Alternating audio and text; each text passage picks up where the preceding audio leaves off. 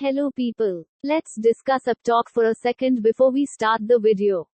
Upptalk is an online community for live, interactive software training, creating confident individuals capable of using global business tools. Workday Benefits is an employee benefits administration software system. It is a cloud-based system that allows employers to manage employee benefits programs, including health insurance, retirement plans, and other employee benefits. If you like this video and want to see more like it, please share and subscribe to our channel and follow us on Upptalk. Mr. Kiran, a certified trainer in a Workday, will discuss Workday benefits in depth. Let's start right away once we've greeted him. Now let me take you to the benefit group. The name itself is specifying group. Okay, group. Group all the employees based on certain criteria. What does it mean by criteria? It can be based on the country, can be based on the state, location, time type, worker type, active status, etc. I want to group all USA employees under one benefit group so that whenever I'm creating plans for USA, I can assign this benefit group on the plan. How can I achieve that? I require to create a benefit group. And when you're creating the benefit group, you need eligibility rule.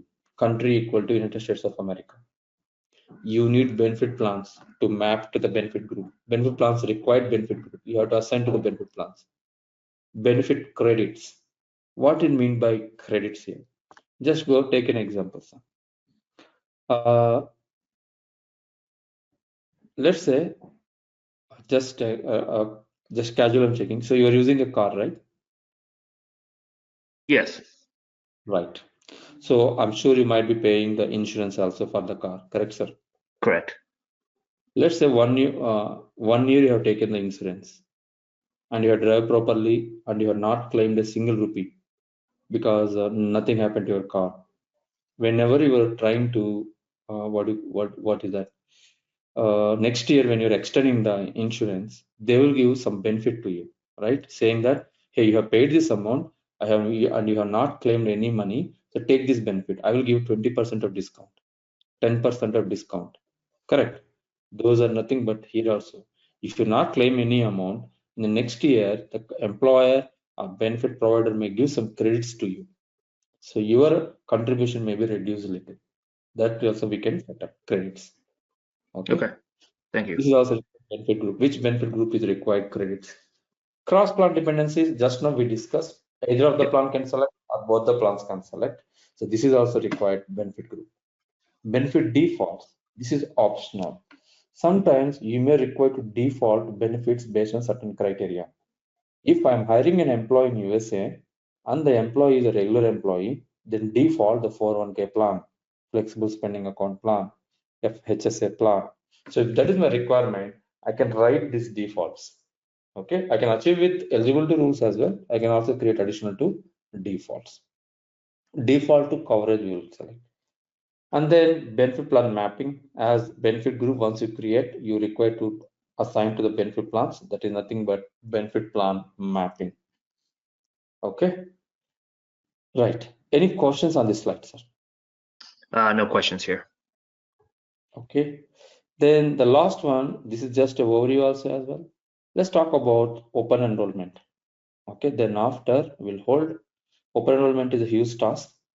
After configuring all our plans, we are going to initiate the open enrollment.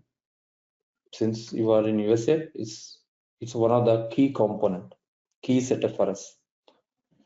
Right. Here you can see whatever we discussed, we are bringing together.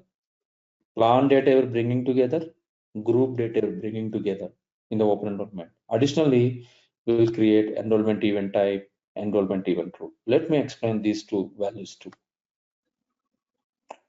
So these two values are grouped with the coverage type. So 6 coverage types we have, right? Healthcare, FSA, HSA, retirement.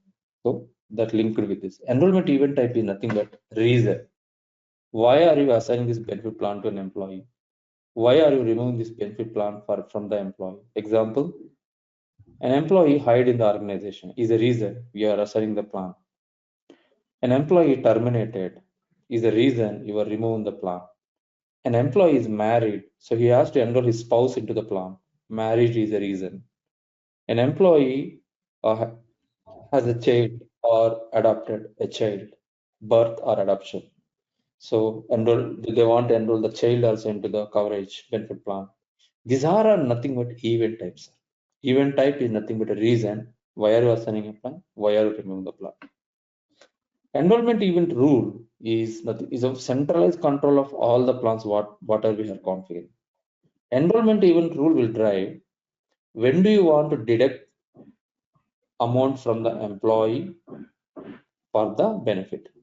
When do you want to allow the employee to cover the when do you want to allow the employee to cover the benefit plan?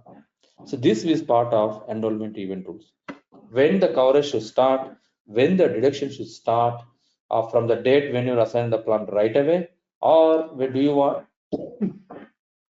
or I will assign the plan today, but deduction must start from next month, April 1st onwards. These kind of requirements we can achieve with this enrollment event rule. And open enrollment means once you configure all your plans, we will open a window. Okay, we will open a window, something like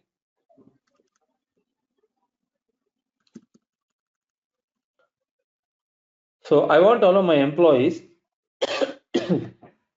0 to February 1st, 2022. And this is the open enrollment. Okay, let me call it as in layman language, window open date. Workday terms is different. And I want to close window close date. Let's say March 1st. So I give a timeline to what happens in this window time. I will initiate open enrollment for all employees who are eligible. All the employees will receive the benefit plan in their inbox.